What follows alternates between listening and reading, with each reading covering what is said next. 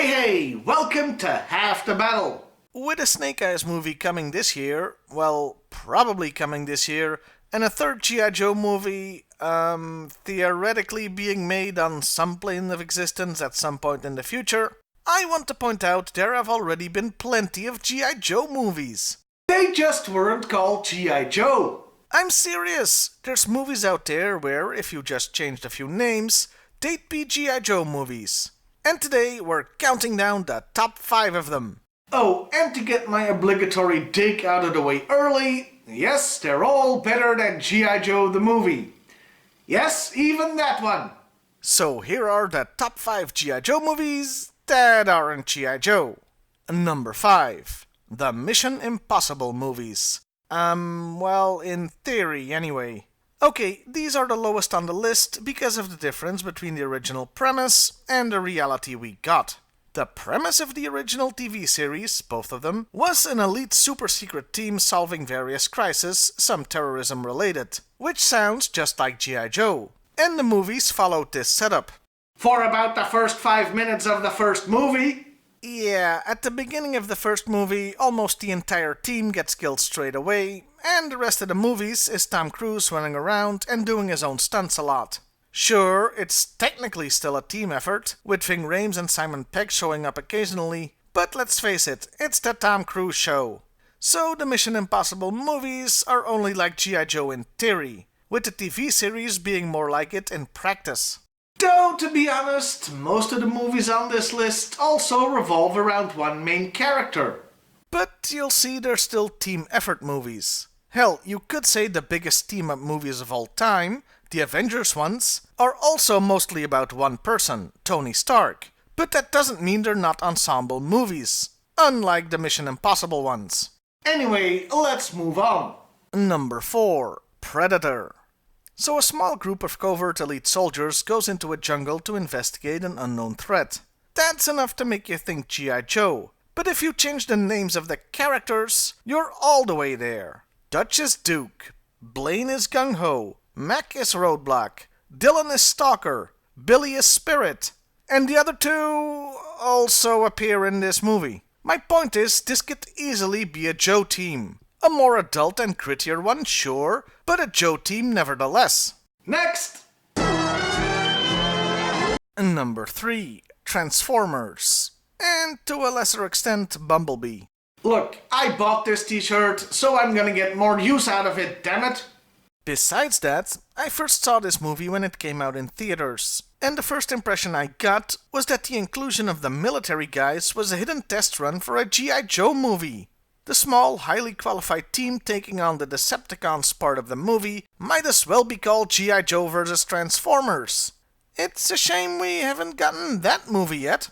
But at least we got several high-quality Transformers sequels in the year. I couldn't even finish that sentence. Yeah, the only good sequel was Bumblebee, which brings me to my next point. John Cena's character was basically Duke. So, cast him as Duke already, in a G.I. Joe vs. Transformers movie. You know, the one literally some people are clamoring for.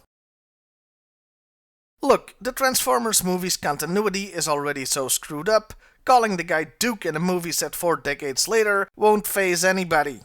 Number 2. Megaforce. Hey, I never said these movies had to be good or well known, just to take it pass as G.I. Joe movies. Since the movie Megaforce is fairly obscure, I'll explain it briefly. This movie is about a team of international soldiers tasked with battling evil anywhere. They are led by Commander Ace Hunter. Yeah, I know. Let's just move on. They use futuristic weaponry and, not unlike the G.I. Joe cartoon, practically nobody gets killed. And they use lasers. It's an extremely 80s movie. The good guys always win, even in the 80s. You could even be forgiven for assuming this movie was literally a G.I. Joe ripoff. But no, it came out in 1982, the same year as the Real American Hero toy line. I mean, it's possible it ripped off Action Force, which existed prior to '82 in the UK and Europe. But who knows? Basically, if they had made a G.I. Joe live-action movie in the early 80s, this is exactly what it would have looked like. I wholly recommend checking the movie out, as well as a video by Alison Pregler and Linkara where they team up to take a look at it. And finally, number 1, Nick Fury, Agent of S.H.I.E.L.D. If Megaforce was what an 80s live-action G.I. Joe would be like, then this movie is what a 90s G.I. Joe live-action film would have been.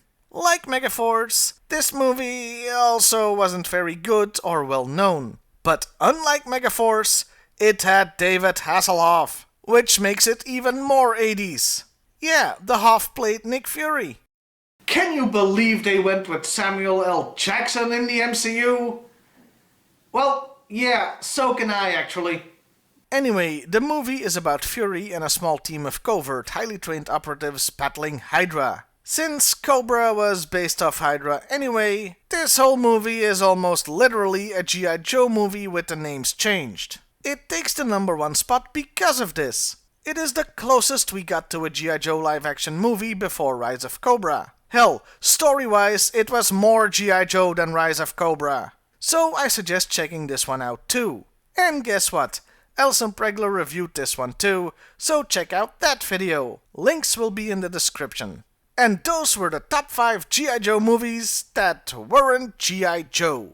Know of any that I missed? Let me know in the comment section below. Well, I'll see you next time, everybody. And hey, why not like, share, and subscribe if that's your thing?